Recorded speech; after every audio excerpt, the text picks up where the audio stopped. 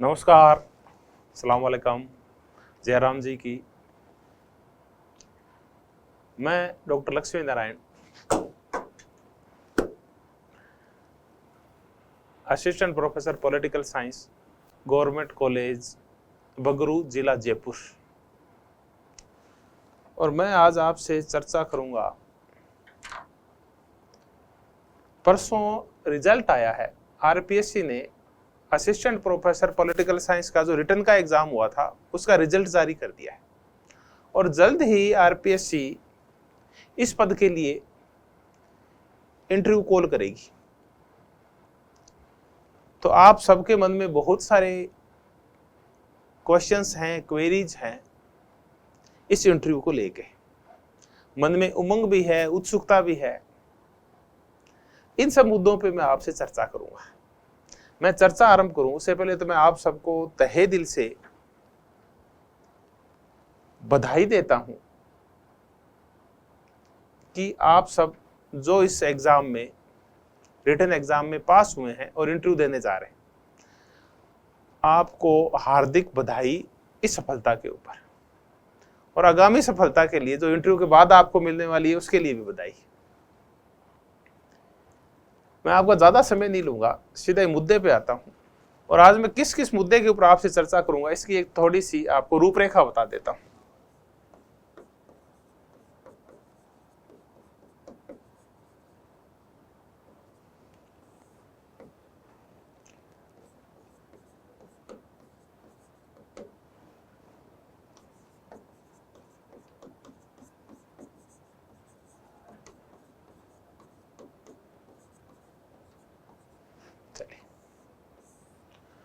Interview political science assistant professor और आयोजित करने वाली संस्था होगी आरपीएससी।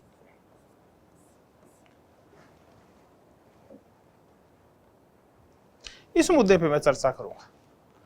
जब मैं आपसे इस मुद्दे पे चर्चा करूंगा तो आपके मन में जो सबसे पहला क्वेश्चन है वहीं से मैं मुद्दा शुरू करूंगा कि मेरिट कितनी जा सकती है।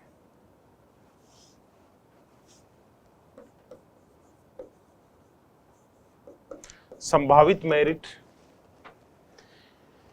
इंटरव्यू की टाइमिंग,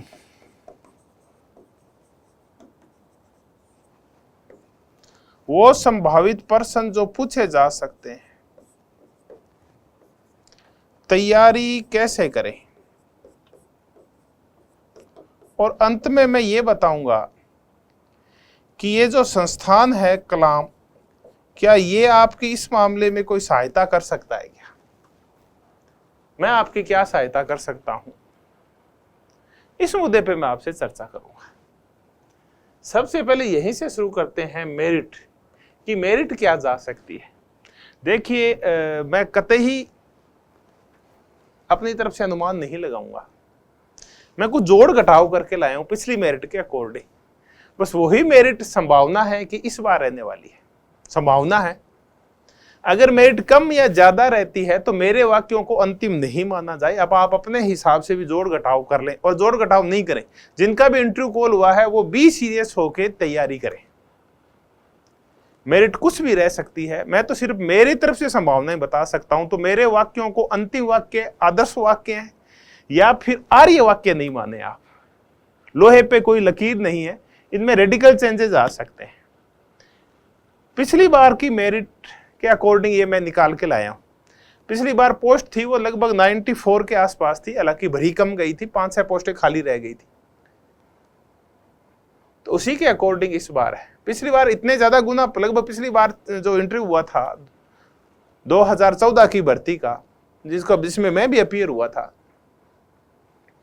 उसमें लगभग 5-6 गुना बुलाए थे। इस बार 57 सीटें हैं और जो कैंडिडेट्स बुलाए गए हैं इंटरव्यू के लिए कॉल करेगी आरपीएससी, वो 571 को करेगी, यानी 10 गुना को करेगी। तो इससे कोई फर्क नहीं पड़ता कि वो कितने गुना को कॉल कर रही है। अगर वो 20 गुना की भी कॉल करेगी तो मेरिट यही रहेगी जो रहने वाली है। हम आपको इतना ही बता दूं कि एससी, एसटी, ओबीसी और जनरल, और इनमें अधिकांश जो वुमेन भी है, उनकी जो मेरिट गई है वो 76.12, या सीधा ही माने तो 76 गई है। 200 में से जिसके 76 मार्क्स आए हैं वो अब इंटरव्यू देने जाएंगे। अब मैं आपको ये बता दूं, अधिकांश जो कैंडिडेट्स बैठे हैं वो 76 से लेके और 86 के बीच बैठे, लगभग 60% से ज्यादा। तब क्या फर्क पड़ता है, अगर 20 गुना भी बुला लेते और मेरिट अगर 70 चली जाती तो क्या फर्क पड़ता। फिर अधिकांश बैठे होते 70 से लेके और 85 तक। तो इस जो गुना बढ़ा है या 10 गुना बढ़ा, इससे इंटरव्यू की मेरिट के ऊपर कोई फर्क नहीं पड़ेगा, कंपटीशन पे भी कोई फर्क नहीं पड़ेगा इससे। बस ये है कि रिजल्ट इंटरव्यू जहां 10 दिन चलने वाला था 20 दिन चल जाएंगे, इतना ही होगा। जो रिजल्ट 10 दिन में आने वाला था वो 10 दिन और लेट आ जाएगा, और ज्यादा फर्क नहीं पड़ेगा इससे।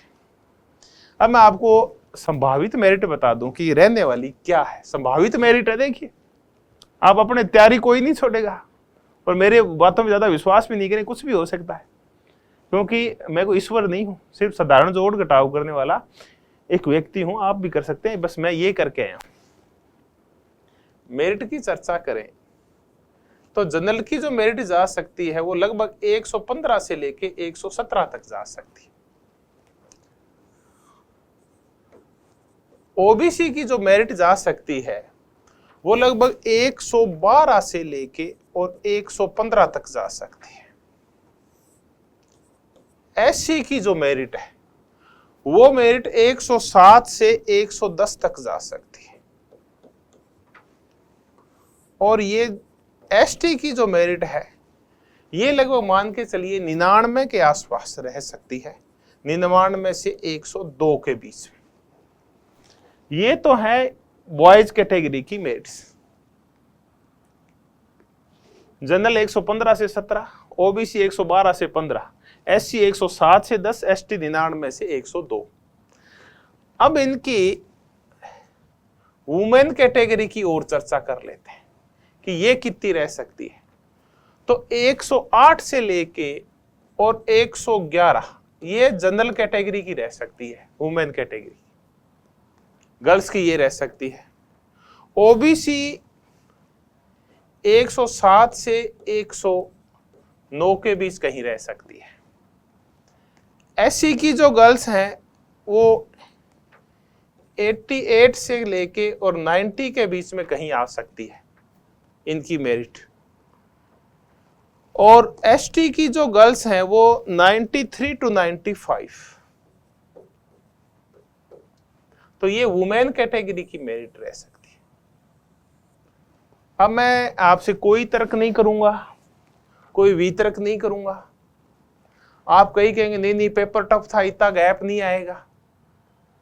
फिर आप इधर उधर फोन करेंगे और मेरिट को नीचे लाने की अपने हिसाब से कोशिश करेंगे, बहुत सारे गुरुजनों से चर्चा करेंगे। आप इनके लिए स्वायत्त और स्वतंत्र हैं। आपसे एक ही मेरा करवत निवेदन है कि इस मुद्दे को लेके और मुझसे आप टेलीफोनिक चर्चा नहीं करें। आपको पसंद नहीं है तो आप इसके ऊपर ये कर दें, इस पे भी ये कर दें। आप जहां इसको लेके जाएं, इसको आप ले जाएं 80 पे और इसको आप ले जाएं 85 के ऊपर, आप स्वतंत्र हैं। ये तो मैंने बताया है। क्यों जाएगी, क्यों नहीं जाएगी, ऐसे कैसे हो सकता है, पेपर इतना टफ था, पद 10 गुना है, 18 ये है वो, आपके पास हजारों आपके मन में इसके ऊपर प्रतिक्रियाएं हो सकती है। फिर मेरा निवेदन है कि प्रतिक्रियाएं आप स्वयं तक रखें, बस इतना ही निवेदन है। तो ये है, मैंने मेरी तरफ से बता दिया है, आप और जोड़ घटाव कर लें। ये मुद्दा कंप्लीट हो गया जिसपे सबसे ज्यादा विवाद होता है, सबसे ज्यादा फिर परेशान एक दूसरे से हम होते रहते हैं। तो ये मैंने बड़ा जो मैंने आइडिया लगाया है वो ये रह सकता है, ये पिछले मेरिट के अकॉर्डिंग मैंने लगाया है। अगर पेपर टफ था तो फिर पद भी पिछली बार की बजाय कम है, तो ये संभावनाएं बनती है इस बार। तो मेरिट वाला तो हो गया मुद्दा कंप्लीट। अब आए हम टाइमिंग को लेके चर्चा करें। टाइमिंग, दो टाइमिंग की हम चर्चा करेंगे। एक टाइमिंग वो है कि इंटरव्यू कब हो सकते हैं, और दूसरी टाइमिंग वो है कि इंटरव्यू कितनी देर चलता है। तो मुझे ये लग रहा है कि जिस हिसाब से आरपीएससी कार्य कर रही है, लगभग 1.5 से 2 महीने के बाद आपके इंटरव्यू शुरू हो जाएंगे। उम्मीद कर रहा हूं, मैं ये नहीं कह रहा कि मैं वहां सबको डिसीजन में ही लेता हूं, उम्मीद कर रहे हैं कि 1.5-2 महीने बाद आपके इंटरव्यू शुरू हो जाएंगे। अब ये इंटरव्यू जब शुरू होते हैं, आपका इंटरव्यू कितनी देर चलता है? जो एक कैंडिडेट को एवरेज टाइम दिया जाता है वो ये मानिए 10 से लेके और 15 मिनट तक दिया जाता है। आप में से हो सकता है किसी को 5 मिनट ही टाइम दिया जाए और हो सकता है किसी का इंटरव्यू इतना अच्छा हो कि 20 मिनट भी खींच जाए। मैंने तो एवरेज टाइम बताया है कि आपका इंटरव्यू एवरेज 10 से 15 मिनट तक चलेगा। चलिए अब हम देखें कि आपसे क्या क्वेश्चन पूछे जा सकते हैं वहां। इससे पहले आपके मन में एक और क्वेश्चन है कि जब हमारा इंटरव्यू चलेगा 10 से 15 मिनट तक तो उसके बाद हमें मार्क्स कितने दिए जाएंगे। देखिए मैं आपको कुछ बातें स्पष्ट शब्दों में बता दूं कि जो मार्क्स का है कि इंटरव्यू में कितने मार्क्स आते हैं। पिछली बार का रिकॉर्ड ये कह रहा है कि 7 से लेके और 20 इसके बीच वेरी करता रहता है। आमतौर के ऊपर 90% से ज्यादा के जो मार्क्स आए हैं वो 7 या 7 से ऊपर आए हैं। और ये कहां तक गए हैं? हो सकता है कईयों को 22-23 भी आए हों, लेकिन ये रेयर केस है। तो 90% विद्यार्थी हैं, उनको अपन माने तो 7 से लेके और 20 तक आते हैं। आप इसमें से कहीं भी आ सकते हैं। नंबर 1 अपन पहले तो इसको पकड़ते हैं। हो सकता है कईयों को 5 और 6 भी दिए गए हों, लेकिन 90% को 7 और 7 से ऊपर है। 90% को 10% एक्सेप्शनल केस है जिनके 7 से भी कम आए होंगे, मैं ये नहीं कह रहा, और 20 से भी ऊपर गए होंगे। अब आ गया कि क्या उसमें ऐसा है क्या कि एक इसमें कोई मिनिमम मार्क्स का क्राइटेरिया है क्या कि उससे कम आने पे वो फिर चाहे उसके रिटर्न में कितने ही मार्क्स हो वो बाहर हो जाता है? ऐसा तो मेरे पास कोई उदाहरण नहीं है। मिनिमम मार्क्स का कोई चक्कर नहीं है, आपको टोटल मेरिट में स्टैंड करना होता है। इसमें यह नहीं दिया हुआ कि आपको कम से कम 3 तो लाने ही होंगे या कम से कम 4 तो लाने ही होंगे। अगर ये नहीं आए और आपके रिटर्न में 200 में से 200 है फिर भी आपका सिलेक्शन नहीं होगा क्योंकि इंटरव्यू में आप क्वालिफाई नहीं कर पाए, ऐसा तो मैंने आज नहीं देखा कभी। कम से कम असिस्टेंट प्रोफेसर के पिछले जितने भी इंटरव्यूज थे सब सब्जेक्टों में ऐसा मैंने नहीं देखा। तो आप मान के चलिए कि आपके 7 मार्क्स तो आ रहे हैं। फिर जैसे जैसे आपका इंटरव्यू अच्छा होता जाएगा आप 7 से आगे बढ़ते जाएंगे। और उसके बाद एक है कि आप कहां आके रुक जाते हैं? 15 के ऊपर, और फिर आगे बहुत मुश्किल से खिसकते हैं आप। तो 7 और 15 के बीच में तो वेरी करते रहते हैं आप। फिर जो टॉपर्स होते हैं वो यहां आते हैं 15 से 20 के बीच में। सिलेक्शन तो 7 वालों के भी हुए, 8 वालों के भी हुए, 15 के भी, और सिलेक्शन उनके भी जिनके 20-21 थे उनके भी हुए। मैं खुद का उदाहरण बता दूं, मुझे जो मार्क्स दिए गए थे पिछली बार 15 दिए गए थे, विदाउट अप्रोच। कुछ नहीं था, आवश्यकता भी नहीं थी क्योंकि रिटर्न में पहले खूब सारे थे और जोड़ घटाव कर लिया गया था। जैसे मैंने आपको मेरिट बताई है वो जोड़ घटाव हमने भी किया था पिछली बार। तो मेरे खुद के ये आए थे। जो टॉपर 10 थे उनमें से 6 के जो मार्क्स थे वो लगभग 20 के आसपास थे। मैं टॉपर 10 की चर्चा कर रहा हूं। जो टॉप 10 थे पॉलिटिकल साइंस में, उनमें शायद आप रिजल्ट निकालेंगे तो आपको 6 के मार्क्स हैं वो 20 के आसपास मिलेंगे। यानी 4 को 15, 13, 12, 10 ऐसे दिया गया था। मेरे खुद के 15 मार्क्स दिए हुए। तो मार्क्स अच्छे आते हैं, ऐसा कुछ नहीं है। अगर आपका इंटरव्यू अच्छा होता है तो अच्छे मार्क्स भी आते हैं। मुद्दा ये है कि मेरा इंटरव्यू उतना अच्छा नहीं गया था जितना औरों का गया, इसलिए मुझे इतने मार्क्स नहीं आए, वरना मेरा इंटरव्यू अच्छा जाता तो मुझे भी 20 आते। अब ये मार्क्स किस पे निर्भर करते हैं? ये मार्क्स निर्भर करते हैं आपके कॉन्फिडेंस के ऊपर, आपकी क्वालिफिकेशन के ऊपर, आपका वो दिन कैसा था इसके ऊपर, आपकी पर्सनैलिटी के ऊपर, आपके जवाब देने के तरीके के ऊपर, आपकी शैली के ऊपर, इन सब चीजों के ऊपर निर्भर करते हैं। कोई एक साइंटिफिक तरीका नहीं है कि मैं ज्यादा मार्क्स कैसे लाऊं। अपन इसकी अच्छी तैयारी कर सकते हैं। अब हम उन मुद्दों की चर्चा करें कि क्या क्वेश्चंस पूछे जाते हैं। उन प्रश्नों की चर्चा करता हूं मैं आपसे कि क्या पूछा जा सकता है। देखिए, सबसे पहले तो आप स्वयं के बारे में पूरी तैयारी रखें। आप आपकी क्वालिफिकेशन क्या है, आप कहाँ पढ़े, किस विद्यालय में, किस महाविद्यालय में, किस विश्वविद्यालय में, उसका थोड़ा सा आप ध्यान रखें। नंबर 2, आप स्थानीयता की जानकारी रखें, लोकेलिटी की जानकारी रखें। आप जिस भी क्षेत्र के रहने वाले हैं उसमें कोई प्रसिद्ध व्यक्ति है, कोई वहां का साहित्य प्रसिद्ध है, कोई चित्रकला कोई प्रसिद्ध है, कोई मॉन्यूमेंट वहां का प्रसिद्ध है, कोई नदी वहां की, कोई खेती का कुछ नया हो, तो जो कुछ भी आपके क्षेत्र की कुछ प्रसिद्ध चीजें हैं, जैसे मैं जिस क्षेत्र का रहने वाला हूं, पीलीबंगा का या हनुमानगढ़ का, तो वहां कालीबंगा से फट से पूछा जा सकता है क्या कभी देखा है आपने, तो इसके बारे में, या कोई आप कहाँ के, वहीं कोई मशहूर व्यक्ति है, कोई प्रसिद्ध व्यक्तित्व तो है वहां का, तो कुछ भी पूछा जा सकता है। क्योंकि आप पॉलिटिकल साइंस का देने जा रहे हैं तो स्थानीय राजनीति की जरूर जानकारी रखें। आपके जिले में एमएलए कितने हैं, एमपी कितने हैं, वर्तमान में है कौन, जिला प्रमुख कौन है, ऐसी जानकारियां आप जरूर रखें। तो लोकेलिटी के ऊपर आप जानकारी रखें। तीसरा जो पूछा जाता है, आप में से मैं ये देख रहा हूं कि काफी सारे, ज्यादा लगभग 30 से 40% वो अभ्यर्थी हैं जो इंटरव्यू देने जाएंगे जो पहले से ऑलरेडी किसी न किसी जॉब में है, और अधिकांश तो स्कूल्स में टीचर्स हैं। तो गुरुजनों से ये जरूर पूछा जाएगा कि आप की जो वर्तमान नौकरी है, गुरुजनों से नहीं, जो भी पहले इन सर्विस होंगे उस सर्विस के बारे में जरूर पूछा जाएगा। अगर आप स्कूल में हैं तो स्कूल में कौन से प्रोग्राम्स चलते हैं, स्कूली एजुकेशन में जो गवर्नमेंट का ढांचा उसके ड्रॉबैक्स क्या है, उसके बेनिफिट्स क्या है, ये जो नई एजुकेशन पॉलिसी आई है मोदी जी लेके आए हैं, इसके क्या ड्रॉबैक्स हैं, क्या बेनिफिट्स हैं, आप इसके बारे में क्या जानते हैं, आप खुद क्या काम करते हैं, सुधार के क्या सुझाव देंगे, किसी भी विद्यालय को आप कैसे अच्छा बना सकते हैं। और यह भी पूछा जा सकता है कि आप इस नौकरी को छोड़ना क्यों चाहते हैं, या ये पूछा जा सकता है कि आपने इन बिटवीन जब ये नौकरी की तो आपने इनोवेटिव कार्य क्या किया, नया क्या किया, क्या नया सीखा, आप हमें भी बताइए कि इसमें सुधार और कैसे किया जा सकता है, आपने खुद ने क्या सुधार किया, स्कूली एजुकेशन के लिए क्या योगदान है आपका। तो ऐसे क्वेश्चन पूछे जा सकते हैं। आपकी नौकरी से रिलेटेड आप थोड़ी सी तैयारी जरूर रखें। अब आप ये नौकरी क्यों छोड़ना चाहते हैं, कोई साइंटिफिक उत्तर नहीं है, चर्चा करेंगे क्यों छोड़ना चाहते हैं, इस पे 20 उत्तर हो सकते हैं, सबके अलग अलग उत्तर होते चाहिए, रटा रटाया उत्तर नहीं होता। तो आप उस नौकरी के बारे में, उसके बाद आ जाए आप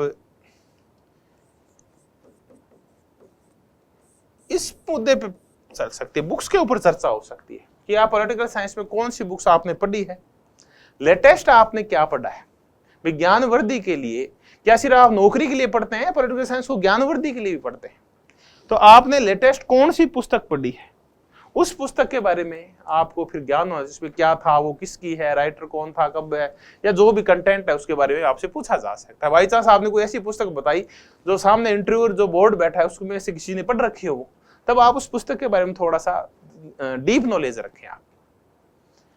और इंटरव्यू का जो बोर्ड होगा उसका मैं आपको सेप बता देता हूं, पिछली बार क्या था, वो कैसे होगा। एक कमरा होगा, उसमें पिछली बार तो 3 लोग बैठे थे, एक आरपीएससी के मेंबर बैठे थे, 2 सब्जेक्ट एक्सपर्ट बैठे थे। इस बार पता नहीं क्या होगा, बोर्ड का रूप क्या होगा, लेकिन पिछली बार 3 लोग थे, एक आरपीएससी मेंबर थे बीच में बैठते हैं, और उनके 2 तरफ चेयर डाल के और 2 सब्जेक्ट एक्सपर्ट बैठते हैं। वो किसी भी विश्वविद्यालय के या महाविद्यालय के एसोसिएट या प्रोफेसर वगैरह होते हैं। अब मैंने कहा पुस्तक के बारे में आप जरूर देखें। उसके बाद आपकी जो क्वालिफिकेशन थी एमए के दौरान, या आपने एमफिल कर रखी है या आपने पीएचडी कर रखी है, इनमें जो भी आपका स्पेशलाइजेशन है उसके ऊपर जरूर चर्चा होगी।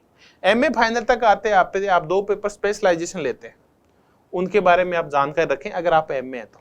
अगर आप एमफिल है तो आपका डिसर्टेशन का टॉपिक क्या था, और अगर आप पीएचडी हैं, अगर सबमिट टॉपिक क्या है, सबमिट कर दिए तो क्या काम किया था, तो टाइटल क्या था, इसके ऊपर पूछेंगे। हम करते क्या है कि कई बार एमफिल है हमारी चल रही है, पूर्ण नहीं हुई है, पीएचडी है हमारी रनिंग में है, अभी हमने अवार्ड नहीं हुई है, तो हम उसको भरते ही नहीं है। नहीं, ऐसा नहीं करें आप। अगर आप इनमें से कुछ भी कर रहे हैं तो उसको जरूर भरें आप, ताकि आपके लिए ज्यादा आसान हो जाएगा। फिर आपका इंटरव्यू है वो थोड़ा सा उसका दायरा है वो सीमित हो जाएगा, वो फिर केंद्रित हो जाएगा पीएचडी के ऊपर, एमफिल के ऊपर, और इन मुद्दों की तैयारी की जा सकती है। आसान होता है। पूरे सब्जेक्ट की पढ़ने के बजाय आप इस टॉपिक के बारे में जानकारी प्राप्त कर सकते हैं, क्योंकि सामने जो एक्सपर्ट बैठे होते हैं जरूरी नहीं कि वो जो टॉपिक आपका है वो टॉपिक उनको आता हो। तो इतना इसे घबराने की आवश्यकता नहीं है, आप इनको जरूर शो करें और इन मुद्दों की थोड़ी तैयारी करके जाएं। अब आ गया उसके बाद विषय का ज्ञान। देखिए वो विषय का ज्ञान प्राप्ति के लिए तो पहले मुद्दा हो चुका है, आपका जो रिटन एग्जाम लिया गया था उसमें आपका विषय ज्ञान चेक कर लिया गया। तो फिर अब क्या चेक करेंगे वो, अब आपकी उस विषय की गहराई और विश्लेषणात्मक बुद्धि आपकी चेक करेंगे। अब आपकी तथ्यात्मक बुद्धि चेक नहीं करेंगे। शायद ही बहुत ही कम ये पूछा जाता है, या फिर बिल्कुल जो तैयारी नहीं करके आते हैं इंटरव्यू बोर्ड वाले, वो ये पूछते हैं अच्छा बताइए इस पुस्तक का राइटर कौन है, या ये कोट किसने कहा, ये बात किसने कही, ये पुस्तक कब आई थी, या इसके 3 फायदे बताइए। नहीं, ऐसा नहीं पूछते, बहुत ही कम क्वेश्चन पूछते हैं। मुझसे तो नहीं पूछा गया, मुझसे भिड़ते ही जरूर ये कहा गया, लॉर्ड एक्टन की परिभाषा पूछी गई थी, आरपीएससी मेंबर ने पूछी थी, वो आरपीएससी मेंबर ने। उसके बाद तो मुझसे जो भी हुआ वो बहस हुई, वो चाहे ह्यूमन राइट्स के ऊपर हुई थी या फिर पॉलिटिकल कल्चर के ऊपर मुझसे पूछा गया, और यूरोप और भारत की राजनीतिक संस्कृति में अंतर मुझसे पूछे गए। तो ऐसे करके और एनालिटिकल क्वेश्चन, विश्लेषणात्मक क्वेश्चन पूछे गए।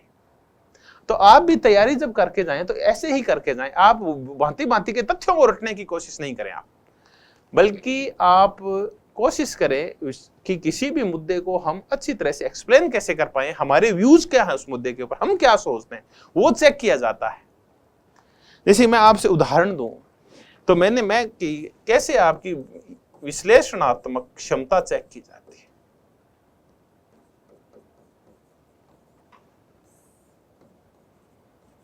अब आपकी तथ्यों के रटने की क्षमता चेक नहीं होगी, वो तो बहुत अच्छी तरह से चेक हो गई इस एग्जाम में तो विश्लेषणात्मक क्षमता चेक होगी आपकी। पूछा गया कि आप अरस्तु और प्लेटो में से किसके न्याय को ज्यादा अच्छा मानते हैं। एक साम्यवाद है वो प्लेटो द्वारा वर्णित है, दूसरा जो साम्यवाद है वो कार्ल मार्क्स का, आप किसे अच्छा मानते हैं। आपने मैकियावेली को भी पढ़ा है, आपने कौटिल्य को भी पढ़ा है, दोनों में से आप किसको ज्यादा योग्य मानते हैं या किसको ज्यादा प्रभावी मानते हैं एक साम्राज्य की स्थापना में, प्रिंस या अर्थशास्त्र को। यह आपसे पूछा गया कि वर्तमान में जो यूक्रेन और रूस का युद्ध चल रहा है उसमें आपके भांति भांति के व्यूज पूछे जा सकते हैं, ये सही है, गलत है, रूस की गलती है, यूक्रेन की है, नाटो का योगदान है, अमेरिका को ऐसा करना चाहिए नहीं करना चाहिए था, भारत की जो चुप्पी है या जो निरपेक्षता है उस पर आपका क्या कहना है, इसके भावी प्रभाव क्या हो सकते हैं, ऐसे क्वेश्चन पूछे जा सकते हैं। पॉलिटिकल थियरी में आपसे रोल्स और नोजी के जस्टिस के बारे में पूछा जा सकता है, इनमें से कुछ को आप ज्यादा उपयुक्त मानते हैं। या फिर आपसे ये पूछा जा सकता है कि स्वतंत्रता के कौन से रूप ज्यादा अच्छे हैं। भारत में जो बहुसंस्कृतिवाद है क्या वो बिल्कुल हमें लागू करना चाहिए या बहुसंख्यकवाद की ओर बढ़ना चाहिए, या वर्तमान की जो मोदी सरकार है उसकी जो दक्षिणपंथी नीतियां है वो भारत के लिए फायदेमंद है या दीर्घकाल में वो क्या कर सकती है, या इन मुद्दों पे पूछा जा सकता है। भारतीय राष्ट्रवाद के बारे में पूछा जा सकता है, जो राष्ट्रवाद का नया उभार हो रहा है भारत में, इसके बारे में पूछा जा सकता है। तो ये आपकी विश्लेषणात्मक क्षमता चेक करेंगे, न कि आपकी तथ्यात्मक क्षमता। तो खैर बातें होगी तो और भी बहुत सारी हो जाएगी, बातें लंबी चौड़ी। तो आप स्वयं के बारे में, स्थानीयता के बारे में आप कोई पुस्तक जरूर पढ़ लें, अच्छी सी पुस्तक, पॉलिटिकल साइंस से रिलेटेड हो, थोड़ी सी एनालिटिकल हो। एमए, एमफिल, पीएचडी के आप स्पेशलाइजेशन उसको तैयार करें, और आप जब भी तैयार करें तो विश्लेषणात्मक क्षमता के अकॉर्डिंग आप मुद्दों को तैयार करें, तथ्यों को नहीं रटें। अब आप कोई गाइड वगैरह नहीं पढ़ें, बल्कि विस्तृत रूप से किसी पुस्तक का अध्ययन करें। ये हमने चर्चा की क्या क्वेश्चन पूछे जा सकते हैं। अब हम इस मुद्दे पे तैयारी बात करेंगे कि कैसे करें तैयारी, इस मुद्दे पे चर्चा करते हैं। तैयारी कैसे करें। देखिए आप करंट को तैयार रखें, करंट टॉपिक्स जो भी वर्तमान में जो मुद्दे चल रहे हैं उनके ऊपर आप गहन अध्ययन करें। आपको एक दो मैगजीन इन दिनों जो चल रहा है वो ले आए, इंडिया टुडे ले आए, या एक बीबीसी का ऐप है हिंदी में वो, या इंग्लिश में जो भी है आप डाउनलोड कर लें। न्यूज़पेपर डेली 1 या 2 जरूर पढ़ें, और उसके जो एडिटोरियल पेज हैं वो जरूर पढ़ें। तो आप मैगजीन पढ़ें, इन दिनों, और मैगजीन में आप तथ्य नहीं देखे बल्कि उनके जो लेख आए हैं वो पढ़े। किसी मैगजीन में आप दृष्टि ले लें या प्रतिदर्पण ले लें, आप इंडिया टुडे ले लें, आउटलुक आ रही है तो वो ले लें।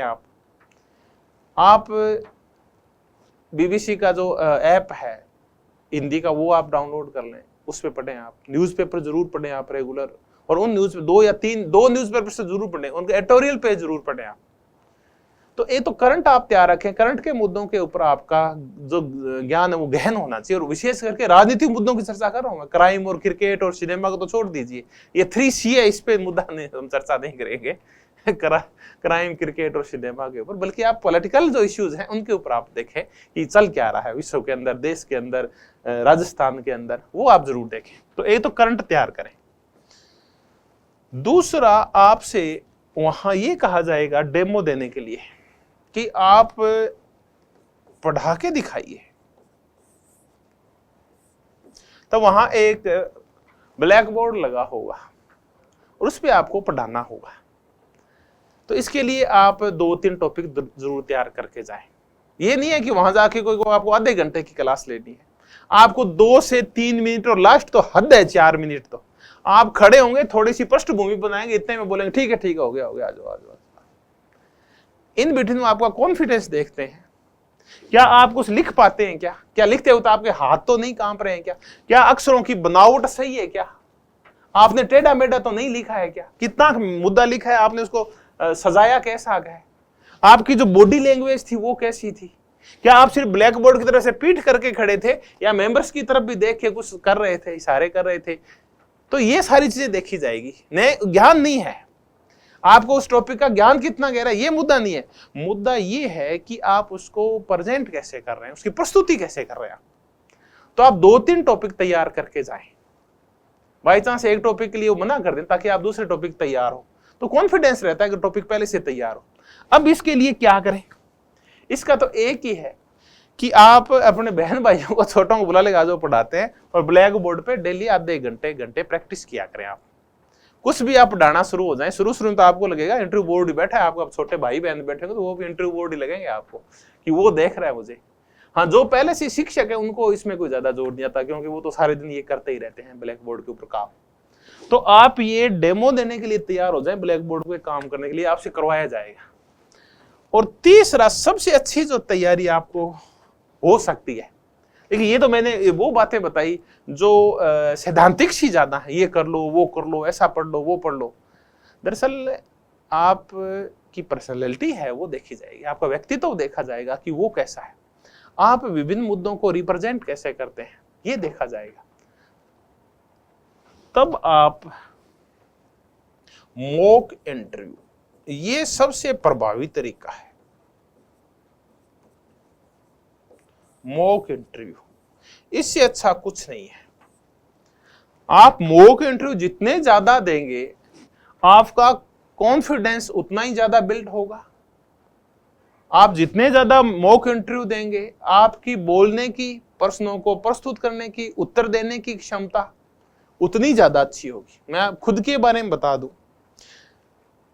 मैंने उससे पहले 2 इंटरव्यू दिए थे आरपीएससी में, लेकिन मैं बिना किसी तैयारी की और उठ के चला जाता था। आप विश्वास नहीं करेंगे, मैं खुद असंतुष्ट था उनकी भारी मात्रा में।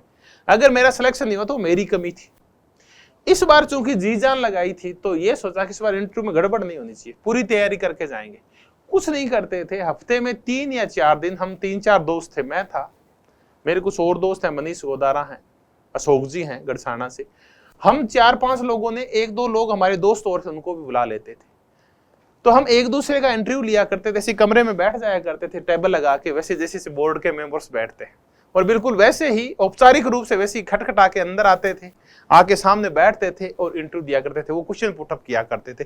आप विश्वास नहीं करेंगे, जब 10 मॉक इंटरव्यू दे लिए, उसके बाद कॉन्फिडेंस इतना बिल्ड हो गया कि बिना तैयारी करे आते थे, सब कुछ बता देते थे। उसके बाद तो बहस करना भी शुरू कर दिया था, और सेम जो रिप्रेजेंटेशन हमने मॉक इंटरव्यूज के दौरान दी, वही सेम पैटर्न हम सबका वहां इंटरव्यू बोर्ड में था। यहां तक कि मुझसे तो एक ये पूछा गया कि नहीं इसका जवाब तो ये है, तो मैंने कहा इसका जवाब तो ये है, बहस तक हो गई थी। तो ये भी हो जाता है क्योंकि आपका कॉन्फिडेंस बिल्ट हो चुका था मॉक इंटरव्यू देके। तो मॉक इंटरव्यू आप जितने ज्यादा देंगे, आपका उतना ही ज्यादा फायदा होगा। तो मॉक इंटरव्यू में ज्यादा कुछ नहीं करना होता आपको, आप अपने आसपास 3-4 दोस्तों को ले लो और भले उनको विषय का ज्ञान नहीं है, बस वो आपका कुछ ना कुछ पूछ लेंगे। करंट का ज्ञान तो है, न्यूज तो पेपर पढ़ के आए हैं, उनको आप खुद क्वेश्चन लिख के दे दो आप कि आप मुझसे ये पूछो, तो आपका इतना कॉन्फिडेंस बिल्ड होगा कि आप पूछिए मत। आपकी सफलता का जो मैंने इतनी देर में सारी चर्चाएं की है, वो चर्चा यहां आके केंद्रित हो जाती है मॉक इंटरव्यूज के ऊपर। ये आपको सबसे ज्यादा फायदा करवाएं। एक और ध्यान रखें कि जब ये आप में कॉन्फिडेंस बिल्ड हो जाता है, तब आप इंटरव्यू बोर्ड को जो उत्तर नहीं आता उसके लिए मना भी कर सकते हैं। ये आप गांठ बांध लीजिए। जरूरी नहीं है कि आप ईश्वर के प्रतिनिधि हैं और आपको सब कुछ आता है। राजनीति विज्ञान इतना लंबा चौड़ा है कि वो तो अथाह है, उसमें से कुछ भी पूछा जा सकता है। तो आप सब कुछ क्यों जाने? इसलिए आपको जो क्वेश्चन नहीं है, आप बिल्कुल स्पष्ट मना कर दीजिए। वहां किसी क्वेश्चन का नहीं आना, उसका मना करना, वहां एक कोई नकारात्मक वो छवि नहीं छोड़ता, उल्टी अच्छा माना जाता है कि आपने लाग लपेट और गलत की बजाय ऊ आ करने की बजाय मना ही कर दिया ना सीधा, ज्यादा बेटर है ना। अगला प्रश्न क्वेश्चन आएगा फिर।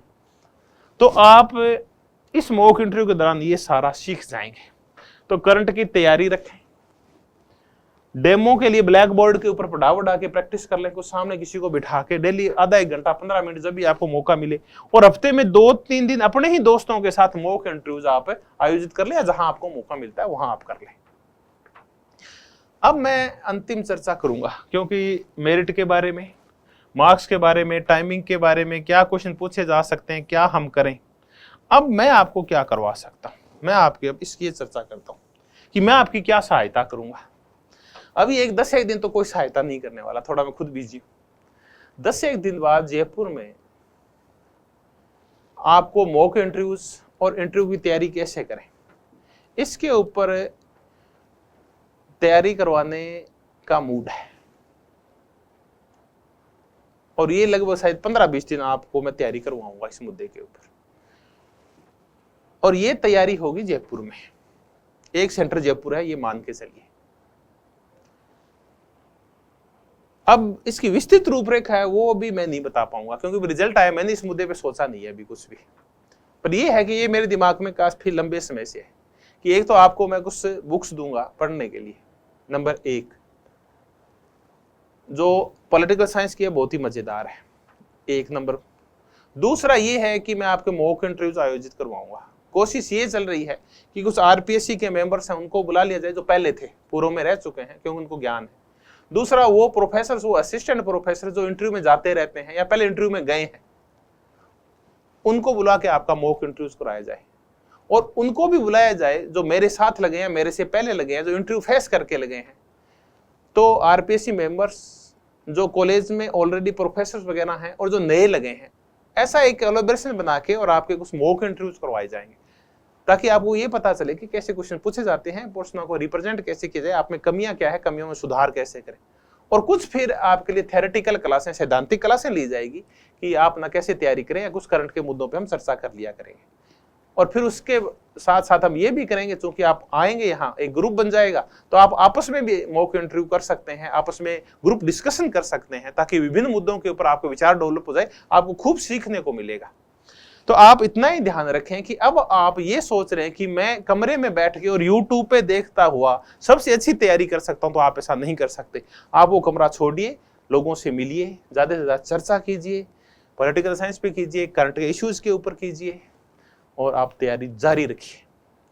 आप जहां भी हैं, जरूरी नहीं है कि आप तैयारी करने मेरे पास आए, नहीं, जहां भी आप मॉक इंटरव्यू वगैरह की तैयारी करते रहें, कतई आना कहीं भी आवश्यक नहीं है। हम तो कहीं नहीं गए थे, सूरतगढ़ में थे, वहीं से तैयारी की थी 3-4 दोस्तों ने आपस में मिलके। तो आप भी ऐसा ही करें, मेरा तो यही आपसे निवेदन है। हाँ, मैं आपको तैयारी जरूर करवाऊंगा, जब भी 8-10 दिन बाद मैं विस्तृत प्रोग्राम बता दूंगा। जयपुर में जब भी क्लासेस वगैरह इस मुद्दे के ऊपर मॉक इंटरव्यू शुरू होंगे तो मैं आपको सूचित कर दूंगा। हाँ, सूचना के लिए ये है कि आप मेरा एक टेलीग्राम चैनल है, political science with doctor Beniwal, उसको आप ज्वाइन कर लें, उसके ऊपर न्यूज आती रहती है। तो पॉलिटिकल साइंस डॉक्टर बेनीवाल को आप ज्वाइन कर लें, उसके ऊपर आपको मैं जो भी लेटेस्ट जो कुछ न्यूज होगी वो मैं डाल दूंगा। तो आपका मैंने खूब सारा टाइम ले लिया, मैं 10 मिनट चर्चा करने आया था, शायद आधे घंटे से ज्यादा हो गया है। धन्यवाद, बहुत बहुत धन्यवाद। उम्मीद करता हूँ कि आप सारे के सारे कामयाब होंगे, खूब अच्छे पदों के ऊपर जाएंगे। इसमें नहीं तो फिर आगे तैयारी जारी रखें। धन्यवाद, बहुत बहुत धन्यवाद।